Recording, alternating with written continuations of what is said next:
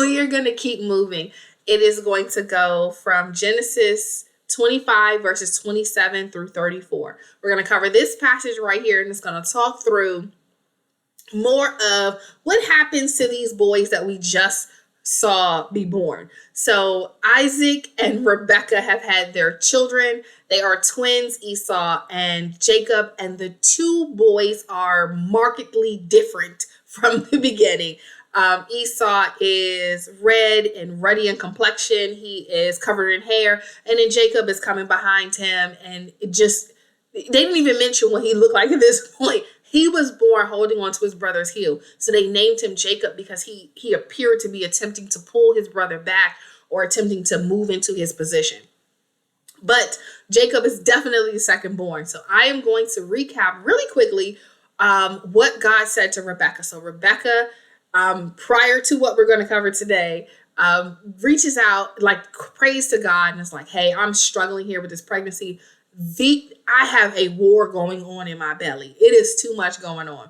And so she asks God about it, and God says to her, there are two nations in your womb, and two manner of people shall be separated from the time that they are born. There's one will be stronger than the other, and the elder will serve the younger. And so God tells her, you're having two babies, and they are having two babies, and they're having two very distinct personalities and lifestyles that are going to be different. And there's going to be a separate group of people that come from each of them. And the older is going to serve the younger, which is contrary to what happens most commonly. The oldest is the one who gets the birthright and is trained to take on the father's property and wealth and things like that. So the younger typically gets a portion of inheritance, but the majority goes to the oldest because the oldest is expected to continue on that father's legacy. And so we're going to jump to 27 and we're going to read our way through 34. So in Genesis 25 verses 27, it says when the boys grew up.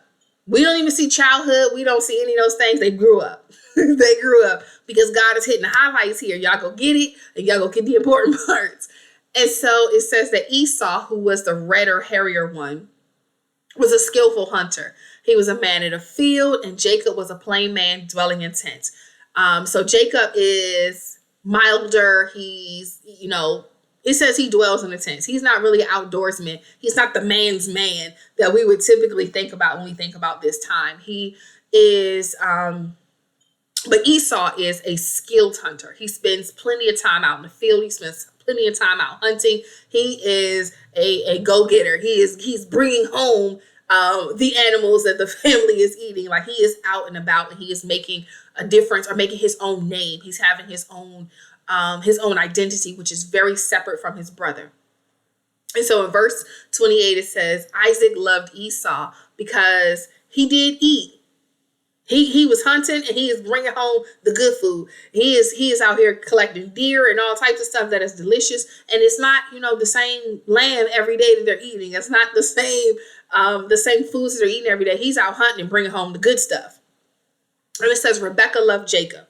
And Jacob, if he's around the tents, he's in the house more. He's around more. So they spend more time together. So they each have a son that fits their personality better. I don't think that they despised or disliked the other son. I think they loved both of their children. But there's one that they had more in common with. Not that they loved one more than the other, but they had more in common with.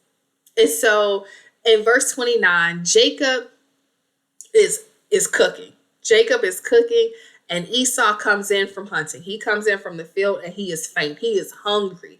He is hungry. He's tired. He's all of these things. And then he just is like, I have got to get something in my belly and rest myself quickly. And so Esau says to Jacob, feed me.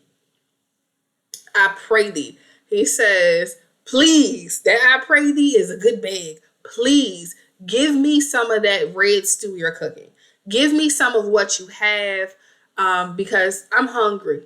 I'm faint. I'm lightheaded. My blood sugar low. He is cupping it here. I need some food right now. And Jacob says, cool, but sell me your birthright. For this bowl of stew that I'm getting ready to give you, I want you to give me your birthright. And the birthright is him being the oldest. He gets double portion from his father as an inheritance. He gets to be the oldest. He gets to be the responsible one. He's the one that is favored. He's the one that society looks at to take care of his mother and to take care of the family after his father passes. And so Jacob is saying, hey, give me the thing that makes you the best out of the two of us. Let me be the oldest son. You take the position of the younger. Let me be the oldest. And so in verse 32, Esau says, I'm finna die. I'm so hungry. What is a birthright going to do for me if I die from hunger right now? I've been out in this field. I haven't had anything to eat or drink. I am out here. I am famished. I'm getting ready to pass out. I'm a starve, clean unto death right now if you don't feed me immediately. So what good is that birthright going to do for me if I hold on to that and don't get anything to eat? You're gonna be the only son left, so it doesn't matter. And so in verse 33, Jacob says, swear it to me. On your life, man. Promise it to me. Give it to me. I want proof. Write it down. Let's make this a contract. Swear it to me that I can have the birthright. Give it to me. And make it official. Not just yeah, take it and let me eat. But like make it official. Let this be a thing that we're gonna do. So this is marked and it's known from everybody everywhere that this is what it is. And in verse 34, it says Jacob gave Esau bread and some soup. And he ate and drank and rose up and went on his way. And it says that Esau despised his birthright. And I want to talk about despising his birthright. Because if we just think with our regular minds, the word despise means he hated it. Means that he didn't want it. Like it was worthless to him. Like he was angry about having to have it. He didn't want, and when you say despise, he didn't want it. And I don't want us to think that that's the case, because I don't think that's what this means. It wasn't that he was like, I don't want to take care of all these people. I don't want double. I don't want this. I don't want to be the oldest. I don't want to be the responsible one. That's not what it's saying. When it's saying that he despised it, it's saying that he didn't see the value in it. He didn't understand it. I'm a hunter. I'm out here in the fields. I'm out here hunting animals. And if I get injured or killed, it doesn't do me any good anyways. It doesn't.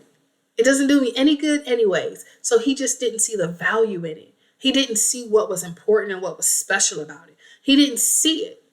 And because he didn't value it, he gave it away very easily. There's lots of things that have value. If you've ever seen somebody on Antiques Roadshow, and I know a lot of people don't watch this show anymore, but if you've ever seen somebody on Antiques Roadshow, they'll say, oh, I purchased this at a yard sale for 37 cents. And I was getting ready to put it in my kitchen and use it. And one of my neighbors said, hey, you should get that appraised before you drink out of that teacup. And it's some teacup that somebody smuggled over from London in 1806 or something like that. Something crazy.